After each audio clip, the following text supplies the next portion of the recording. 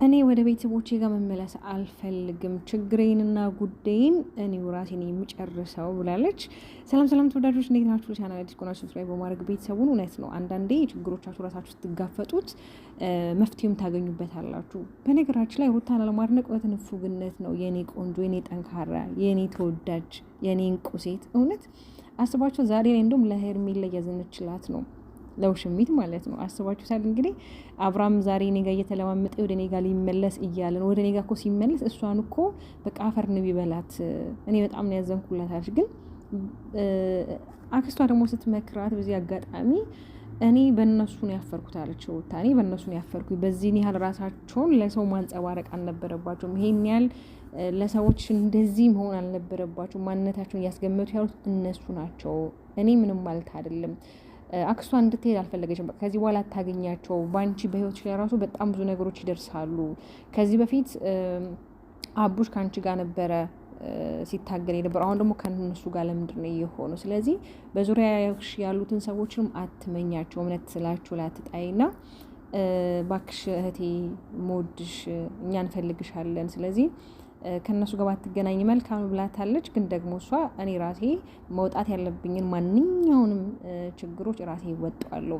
ቤተሰብ ጋር ቤት እንደሚታወቀው ምናልባት ቤተሰብ ጋር አጠገቡ ስላለው ቤተሰብ ሊያርፍ ይችላል። ግን ደግሞ ይሄ አሁን ላይ እየተደረገ ያለው ነገር እዚህ እዛ መደረጉ አይቀርም እና እዚህ ሆኜ ያሉት ነገሮች ለማስተካከል ሞክራለሁ፣ ችግር የለም ብላታለች። እንግዲህ እሷም ቡና እያፈሉ እንግዲህ የወደ ወዳቸውን ተጫውተዋል። ስለ ኦዲየንስም አንዳንድ ነገሮች እያለች ነበረ የሩታ አክስት ማለት ነው። እግዚአብሔር ይስጣት። በጣም ብዙ ተመልካች እንዳላት፣ በጣም ብዙ ወዳጅ እንዳላት፣ በጣም ብዙ ለሷ የሚቆረቆሩ እህቶች እንዳሏት እየነገረቻት ነበርና ሩታም ደግሞ በጣም አመስግናለች። አውቃለሁኝ እውነት እነሱ ናቸው እኔን የሚያበረቱኝ፣ እነሱ ናቸው እኔን የሚያጀጉት ብላለች። በዚህ አጋጣሚ ደግሞ የአብርሃም ቤተሰቦችን ማድንቃለች። በተለይ በቀደም በዓል ከቡሴ ጋር ነበረች። ያው እንደተናገረችው እሷ ከእህትም በላይ እህት የሆነች፣ በተለይ አባቱ በጣም መልካም ሰው፣ ልክ እንዴት ነው ሁለተኛ ቤተሰብ እንዳላችሁ አይነት ስሜት ነው የሚሰማኝና እኔ ለቤተሰቦቹ በጣም ነው ክብር ያለኝ።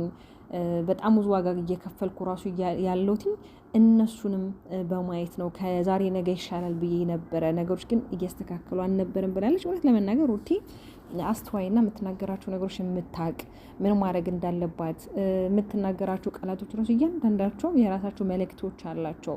ዝም ብላ እንዳመጣላት የምትናገር ሴት አይደለችም እና አቦ ተባረኪ። እውነት አንቺ ጀግናችን እንቁ ሴት እኮ ነሽ። እቺ ያላት እንጂ አለች ትላንትና መታ የሰውን ትዳር አፍርሳ ባሏ ለማድረግ የምጥል በጥቅም ወንድን የምትገዛ፣ ወንድ ልጅ በጥቅሙና በሆዱ አይታለም አባባለው ነገራቸው። ካልወደደ አልወደደም ነውና ምን ልላችሁ ፈልጌ ነው፣ ከሩታ እንደውም ብዙ ነገር ልንማር እኛ ራሱ እንችላለን። በእርግጥ ያው አንዳንድ ኦዲየንስ በጣም የሚናደድባቸው አሉ፣ የሄርሜላ ደጋፊዎች አሉ። ሄርሜላን የሚደግፉት ይታወቃል።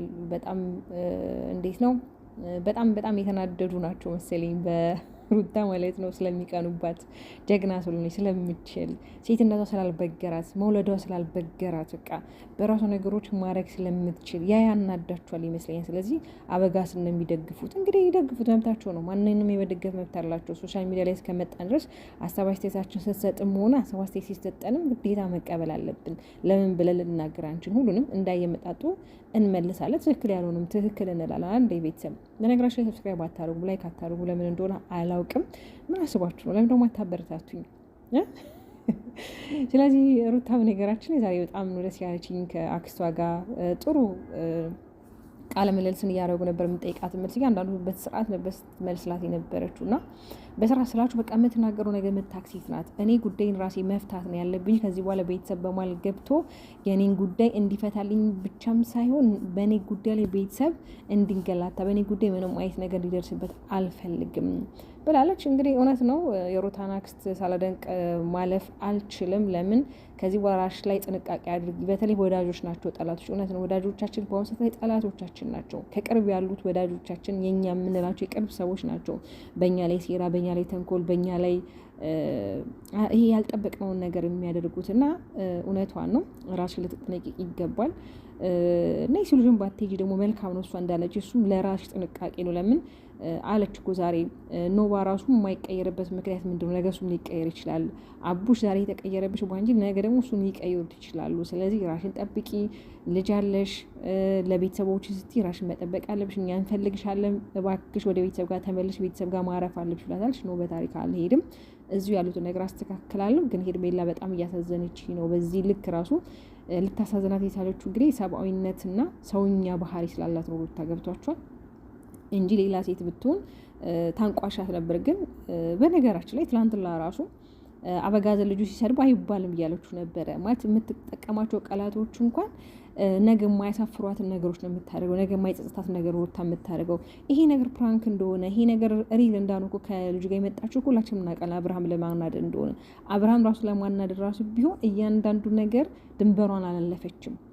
እያንዳንዱ ነገር የምታደርጋቸው ነገሮች ታውቃለች። መቼ እንደዚህ ችኛዋ እንደው ሽሚት እራው ላይ የምትለጣጠፈው እንደዚህ የሆነ እስከሚወረገርጋት ማለት ነው። ብቻ ቤተሰቦቼ እስኪ አሁንም እየጠበቅናችሁ ነው። እንግዲህ ዛሬ እርግጠኛ ነኝ አበጋዝ ማልቀሱ አይቀርም። ሩታ ደግሞ ተዘጋጅታና በቃ አለ አይደለ ትጠብቀዋለች። ለማንኛውም ሰብስክራይብ ያደርጋችሁ ቤተሰቡን ወዳችኋለሁ።